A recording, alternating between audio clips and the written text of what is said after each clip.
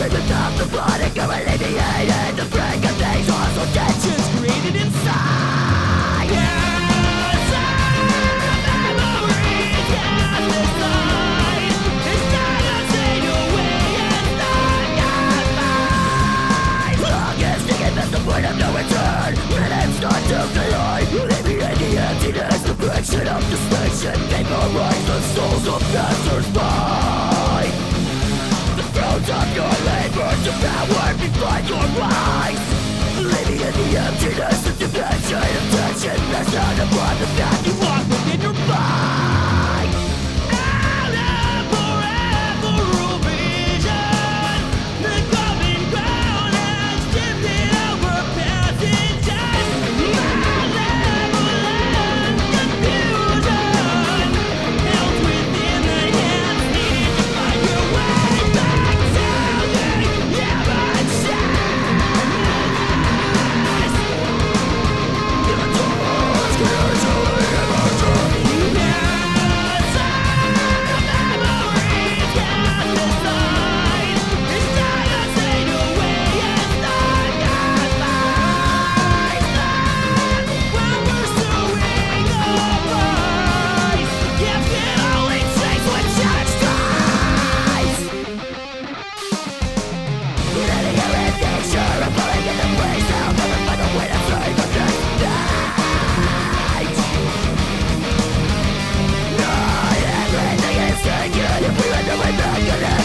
We've accumulated on the right track.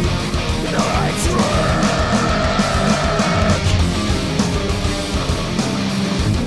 Move out of my way.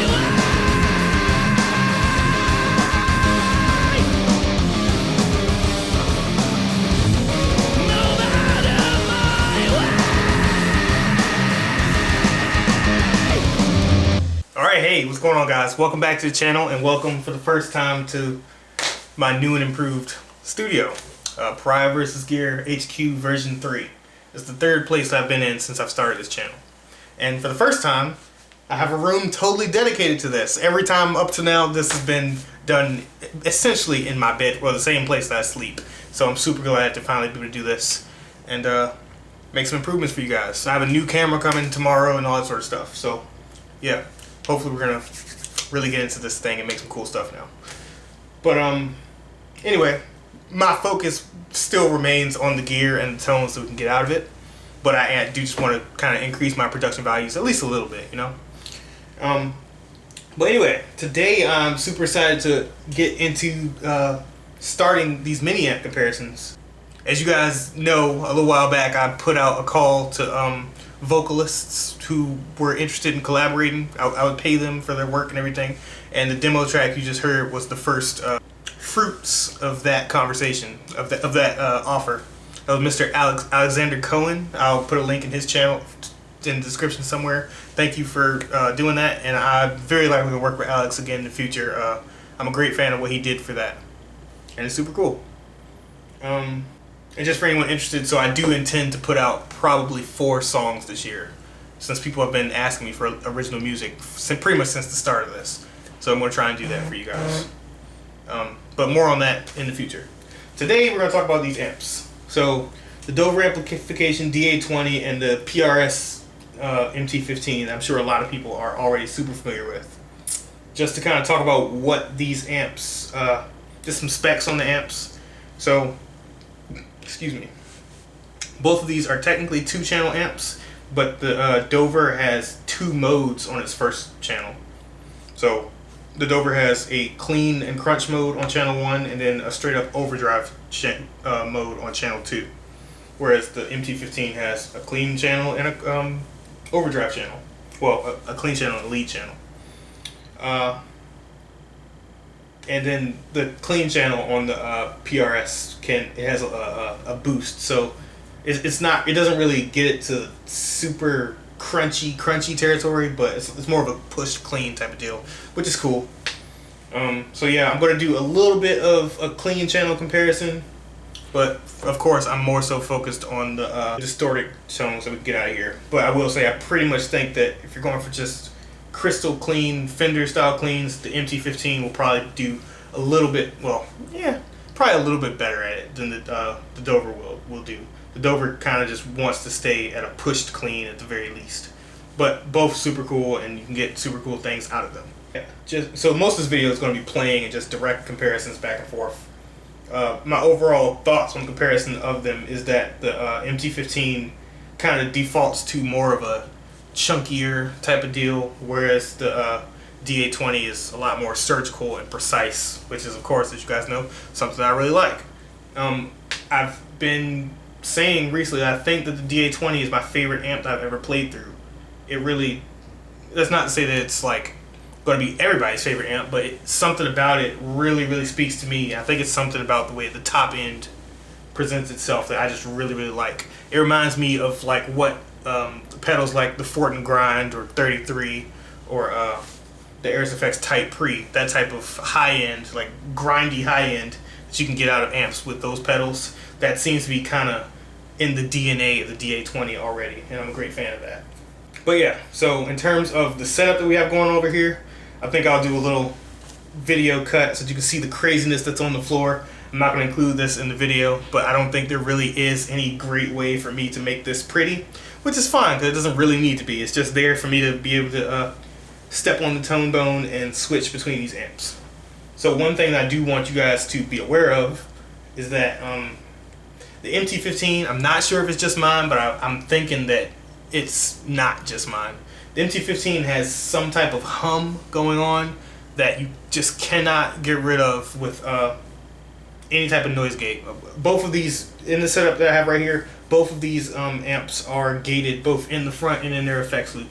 And it's rather effective. But like I said, the MT15 has some type of hum that is just outside of the scope of what a gate can touch. It's just gonna hum. And generally that's fine, but the tone bone, which I'm using as an amp switcher, it really does not like that. So normally I had to do a whole bunch of figuring out of how I'm going to do this, but the tone bone kind of makes that hum the MT15 has pretty much, it makes the amp kind of unusable in this setup without me doing some things to fix that, which in this case was using my torpedo captor, running it through the attenuated output into my cab, so that way it attenuates that hum that I was getting out of the MT15. Then I can just turn the volume up, and thankfully that hum doesn't come with it. It's super weird, but yeah, just something to be aware of. I've heard people say that if you replace a certain tube in the MT15, that hum goes away, but I'm not, like I said, I found a way around it, so we can still go ahead and make this happen. But yeah, if you guys like this video, you like my playing, you're a fan of gear comparisons, I'd appreciate it if you guys like, subscribe, maybe share this video with somebody you think will like it, and let's go ahead and go.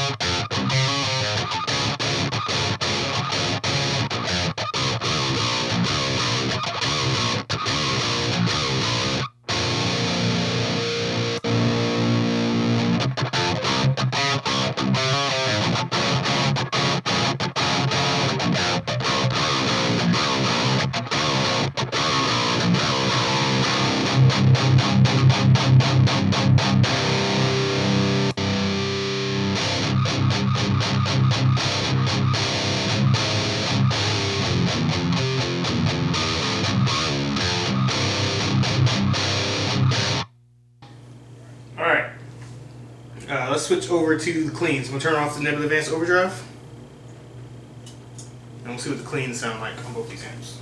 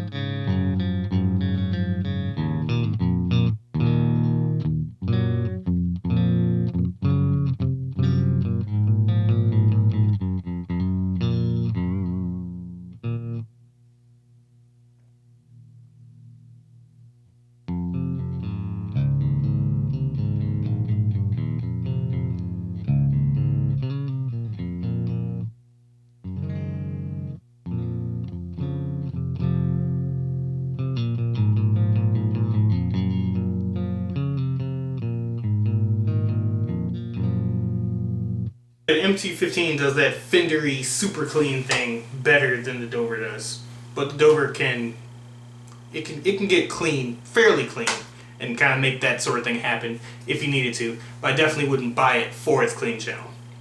All right, so now I'm going to push the gain on the crunch channel, the crunch mode, and go back over to the red channel on the MT15.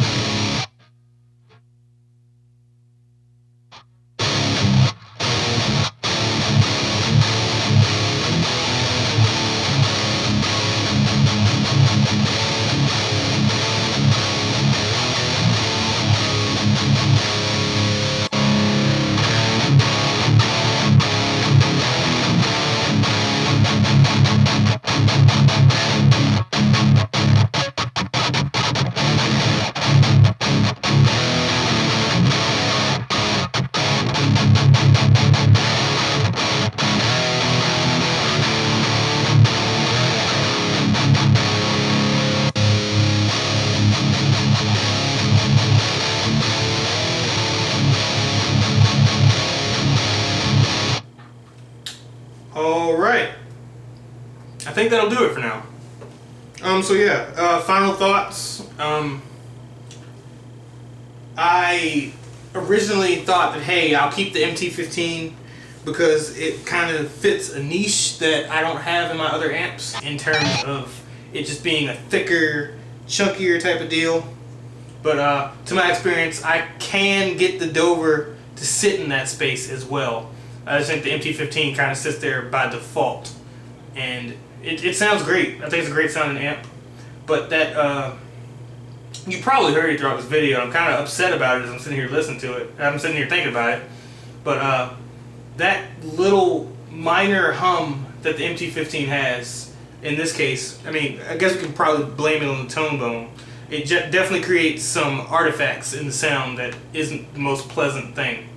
So I don't mean for this video to shine a bad light on the MT15. I think it's a great amp, but it does for sure have a minor hum that you just can't really get rid of, and that minor hum turns into unpleasant noise even through the playing when using this tone bone, at least.